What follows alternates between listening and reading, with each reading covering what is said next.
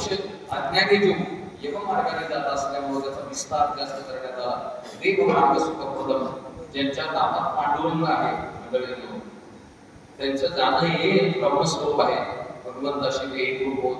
अण्णांचं वय लक्षात घेता जवळपास 80 वर्षाचं वय असायचं, म्हणजे 75 जगतेच असेल कदाचित. आता सध्याच्या काळात आयुष्य मिळणं हेही पुण्य मंडळ. भागवत महापुराणामध्ये 12 स्कंदामध्ये शुकदेव राजाला सांगतात, राजा कलियुगामध्ये आयुष्य मिळणार नाही आता इथून पुढे जास्त. 63 वर्षाने परमायुं ततो आयु. कमी कमी कमी आयुष्य मिळेल. ज्यांना ज्यांना मिळालंय आणखी मिळेल ते पुण्यवानाकडून त्यांची सेवा आपल्याला करावी. वडील झाल्याने घराचा आधार असल्या जातो. बघा सगळेजण आई आई आई करतात. आई तर आई आहेच, प्रश्नच नाही. वडिलांचं जाणं हे फार मोठं अवघड आहे. वडिलांची फार मोठी आपल्यावर काय असते दिसत असते. आपण सेंटिमेंटल दृष्ट्या भावनिक दृष्ट्या आई आई आई आई असं म्हणत असतो. वडीलही तेवढेच मायाळू दयाळू प्रेमळ असतात. बघा आपलं लहानपण आठवा. 2 मिनिटात सेवा समाप्त करतो. शाळेमध्ये आपण शिकत असतो ना लहानपणी बालपणी.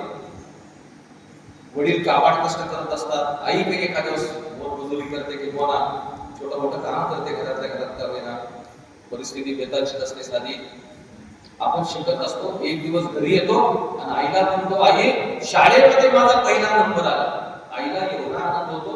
आई जवळ घेते, पोटशी धरते, माझं लेकरू हुशार आहे म्हणते, पाठीवर हात फिरवते. इतका आनंद होतो आईला. आई आपल्या वडिलांची वाट पाहते. वडील कामाला गेलेले असतात कुठेतरी, आपले बाबा.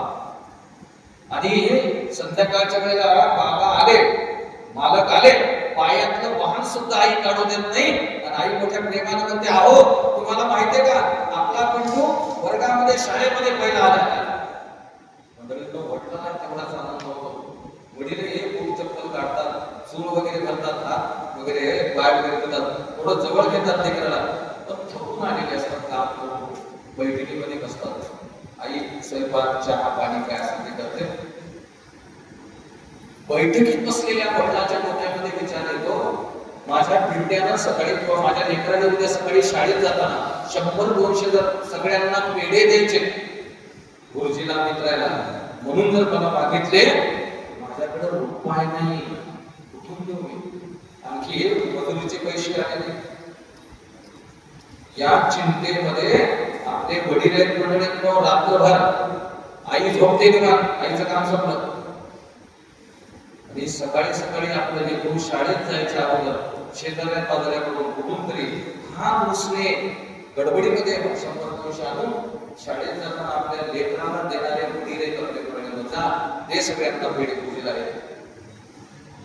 असं बालपणे आपलं वडिलांनी आपल्यासाठी खूप केलं मंडळी. आणि पुढे पुढे पुढच्या वर्गामध्ये आपण जातो ना, एक दिवस घरी येतो, आईला सांगत, आई 3 तारीख लास्ट आहे परीक्षेची फी भरायची, 5,000 रुपये फीस भरायची. पुढे पुढे पुढे वर्ग. आईला हसलं होते. आई विचार करते, आज ज्या आनंदाने पहिला नंबर आला म्हणून सांगायला आपल्या मालकाची वाट बघत होती ना आई, आज मात्र आई गडबड करत नाही. आता कामावर आल्यावर सांगायची. आईला माहित आहे आपल्या मालकाला आल्या जर सांगावं 3 तारखेला 5,000 रुपये भरायचे, तर आपले मालक थकून आले, आपले वडील थकून आले. आता ते चतकोर अगदी कमी खातील धसकीवर. आज काय करते आई, आल्यावर त्यांना निवांत हातपाय होऊ देते, त्यांचं जेवण होऊ देते पोटभर. आणि रात्री आपण झोपल्यानंतर, आपलं लेकरू झोपल्यानंतर हळूच सांगते, अहो तुम्हाला माहितीये का 3 तारीख लास्ट आहे, 5,000 रुपये भरायचे. मंडळींनो, आईची जबाबदारी संपली.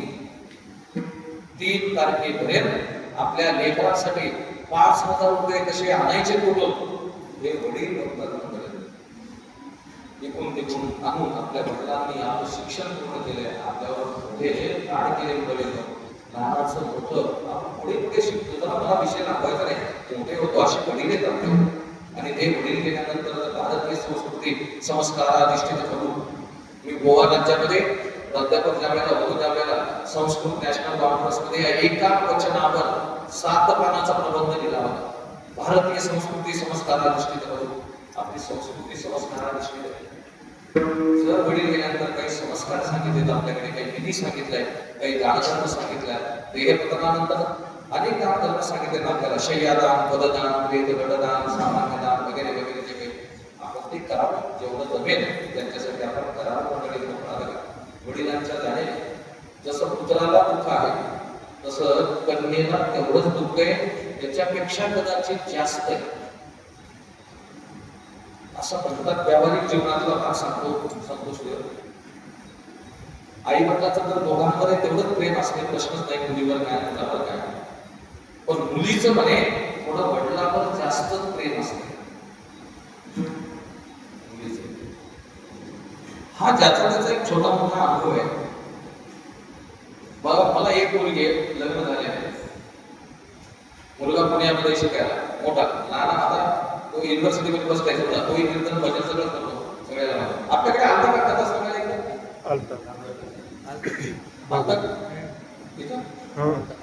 एक दिवस मला आठवण होती, मी तो कधी कधी येतो करत. आता तो संत तुकाराम महाविद्यालयामध्ये प्रोफेसर आहे, घरची जबाबदारी त्याच्यावरच आहे. एक जवळ आहे, एक पुण्याला स्पर्धा क्लासेस करतो, त्याचा फोन येतो कधी कधी. आता त्याचा फोन येतो, तो मला पटकन करतो, पप्पा पटकन मला फोन पे वर पैसे पाठवा, 15,000, 17,000, 20,000. ते हे बघत नाही मुलगा, वडील गडबडीत आहेत का, मुलाच्या फोन पे पैसे आहेत का, खात्यात काही पैसे आहेत का, काही कामात आहेत का, काही नाही, पप्पा पैसे पाठवून द्या. मुलगी काही लग्न झालंय, बाळा संस्था तिचा फोन येतो मला. ती फोन लावल्यावर पहिल्यांदा विचारते, पप्पा क्रेडिट कार्ड निघाला? 2 वाक्य तिथे ठरले. आपण म्हणतो नाही प्रवासामध्ये लगेच तिथे दुसरं वाक्य आहे, काही खाऊन निघाला की नाही. तिला माहिती आहे दिवसभर कुठं खात नाही, ते म्हणते पैसे पाठवा, ही म्हणते काही खाऊन निघाला. मुलगी मुलीला जास्त दुःख आहे आणि मुलीचं तेवढंच प्रेम आपल्या वडिलांवर आहे.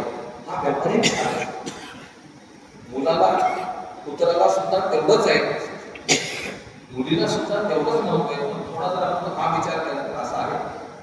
म्हणून आमच्या अण्णांच्या ज्या काही सुकन्या, आमच्या बहीण बाई ज्या कोणी आहेत, त्यांनाही जे दुःख आहे त्या दुःखातूनही भगवान परमात्मा त्यांना शक्ती देऊ आणि आपल्या वडिलांसाठी, आपल्या परिवारासाठी त्यांचंही जे काही योगदान असेल तेही योगदान मंडळी एक बंधू आहेत आपले, त्यांच्या कुटुंबातील त्यांच्या मंडळी, त्यांनी कधी विसरू नये.